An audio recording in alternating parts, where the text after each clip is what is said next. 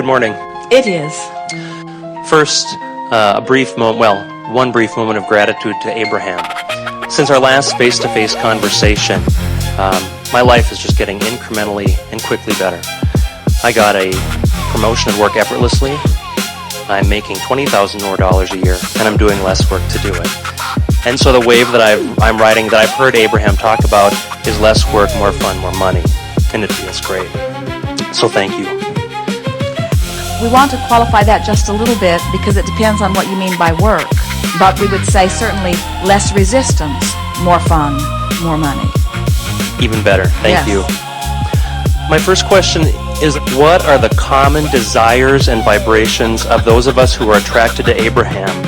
And the reason I ask that is because I don't ever consciously remember asking for Abraham or asking to be drawn to Esther and Jerry or anything else like that. Oh, we can give that to you easily. You have a powerful, visceral, cellular memory of feeling good, and you want it. And you want to help other people get it too. You're teachers to the core of your being. You want to feel good, and you want to drop breadcrumbs that help other people remember too. There are exceptions, because some people come because they're just wanting to improve their life in lots of different ways. But in answer to your powerful question, that is our precise answer. You want to be uplifted, and you want to teach upliftment because you intuitively know that it is supposed to feel good. Thank you. My next question is about the price of gas in the United States. It's at its highest point historically, and I'm wondering what those of us who are conscious, deliberate creators and are on the leading edge can do to find the positive aspects in that, to feel good about that, to begin to change the vibration around that. Here's what we would like. We would like it to cost 10 times what it does and you not care. Because as long as you care what something costs, you've got a limitation set on how much money you think will come into you. So you go to the pump and the cost of gas is high. All that does is cause you to launch a rocket that says, I'd like more money to pay for this higher price of gas. And Source says, alrighty then. And then all you've got to do is bring yourself into alignment with that. You see? Mm-hmm. Thank you.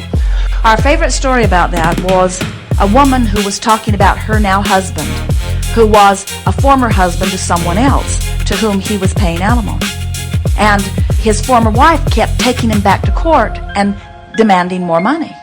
And they wanted to know what they could do, how they could shut her down. She was taking too much of the money that they wanted to spend on their now life that they were living together. And we said, we wish your now husband had 10 ex-wives.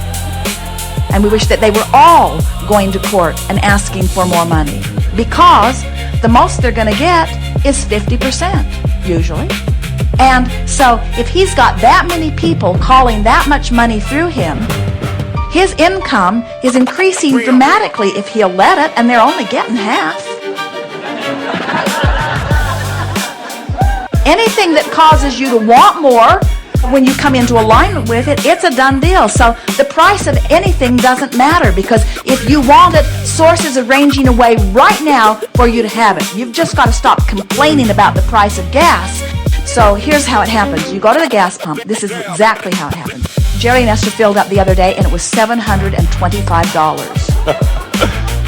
And they were going to drive that gas out that day. So as you go to the gas pump and you fill up and you feel that discord of the price of this fuel, in that moment you launch a rocket of desire that says, more money for fuel. And Source Energy says, done. Done. Then you say, this costs too much. So the money's sitting there, but you don't have access to it. You say, it's terrible what they're doing. You don't have access to it. You say, it's highway robbery. You don't have access to it. You say, the Bush administration and their oil cronies are doing this deliberately just to put more money in their pocket. You don't have access to it. You really don't have access to it. You say, it's nice that this gas is available to me. You start moving in the direction of the improvement in your money for gas. You say, what I need always comes to me. You start moving toward it. You say, I have enough flexibility in my budget that I can, for now, put a little more of it here. You start moving toward it. You say, I've never paid too much attention to what many things cost, and I'm not going to make this be an exception. You start moving toward it. You say, what I need always flows. You start moving toward it. And with enough deliberate training, you move yourself into alignment with this big pile of money that's waiting for you in vibrational escrow for gas or for anything that you've launched it over there for. And then you come and you say, I'm making $20,000 more than I was last time I talked to you. And we say, good, spend some of it on gas.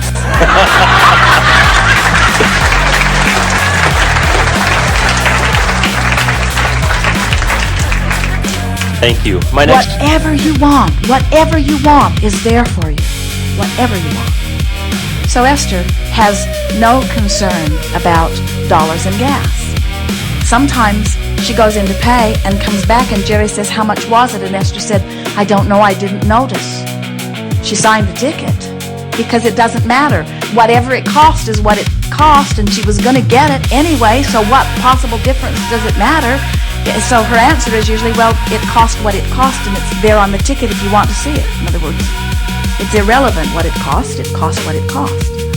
And then they were at a gas station in San Diego last week, and they filled up their tank on their Yukon, or they wanted to, but the pump cut them off at $50 and only gave them half a tank. And Esther said, well, we could either go again or we could just leave it at that. And Jerry said, let's just leave it at that. We can fill up again later. And when Esther went in to get her receipt, she heard the woman who had come in behind her say, I would like $2 worth on pump 3, please. And Esther felt that pang because Esther saw that $50 did not give her a half a tank. And she figures that $2 won't even show on that woman's meter. And so Esther started moving in the wrong direction on this subject of gas, not on her behalf, but on somebody else's. Esther's not worried about gas prices for herself, but she could listen to enough people that she begins worrying about them, and then she's not contributing to the improvement either, you see. And so we want you to understand, because we can feel it rippling even in this room, that sometimes people feel as they listen to us, well, Abraham, you're just teaching people to be selfish and to not care or worry about what's happening to anyone else. And we say, we want you to care, but we don't want you to worry. When you care, you launch into vibrational escrow on their behalf. When you worry, you do not help them get to what you've launched over there on their behalf. So it's possible. This ties in with your question about who am I and why am I here and who are the people that are gathering here in this Abraham energy. And we say, you care about other people and you will launch rockets of desires on their behalf, but you can't suffer for them and be catalyst to help them receive improved conditions. In other words, you've got to follow the dream of the improved life for them. As uplifters, you've got to learn to walk your way up the emotional scale on behalf of those that you care about, because you can't see them as victims and do them any good. And when you see anybody as a victim, you shoot yourself in the foot. It's really interesting how powerful you are and how you're all tied in with one another. The thoughts that you think about other people not only affect you, but they affect the part of their life experience that rendezvous with you. My next question is about food. In previous seminars and in previous places, different people have different beliefs about what serves them best, whether a variety of diets. I'd like to just tell you briefly my diet. We are not interested at all. Because what we think about your diet is irrelevant. What I'd like to know is if you would offer any suggestions to modify it. Not at all. Not at all. And here's why. Okay. We are a bit flippant, but we have a very important point. Gotcha. So you live your life and you launch your rockets relative to how you want to feel in your body. And the beliefs that you hold indicate your alignment or resistance. So let's say you want to be a thriver and you believe that this particular diet will cause you to thrive. That belief puts you in a place of no vibrational discord and what you're eating will serve you exactly right. But then you go to some seminar and somebody says, "Oh, I see trouble in your diet." And as they activate within you an awareness that you're not eating as good as you thought you were, the vibrational discord between what you want and where you are widens. And now the food that you were eating that was serving you doesn't serve you, not because of what you're eating, but because of your vibrational countenance. We're surprised any of you can find anything to eat. Because somebody out there has made a big expose of what's wrong with everything that you might put in your mouth. So we see you sitting in front of your menus or standing in the grocery store with a sort of horrified vibration going on. Your food frightens you.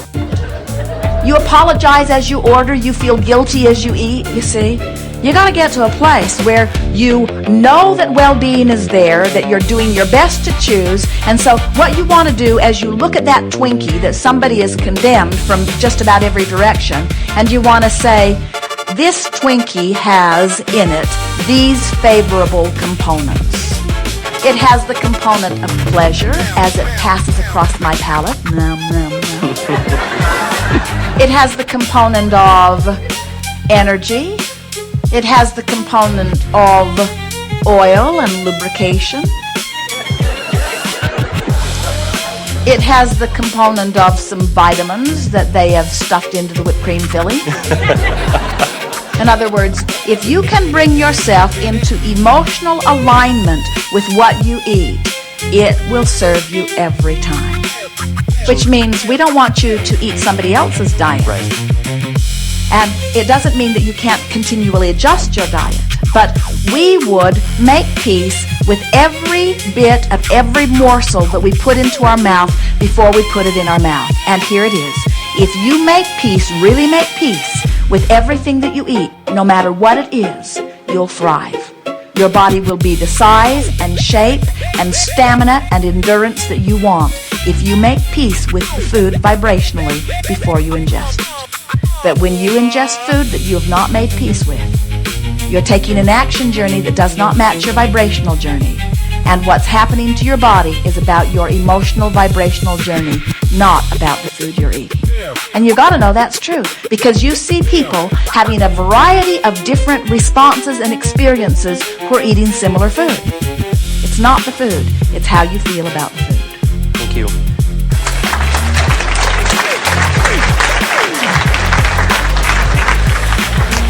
We have enjoyed this interaction.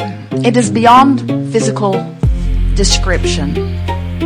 The appreciation, you might call it love, you might call it pride, you might call it adoration. We like the word appreciation because it grows and expands and grows and expands and grows and expands.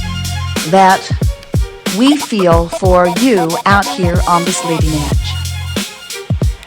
You haven't been sent here as martyrs or as unevolved or as inappropriate.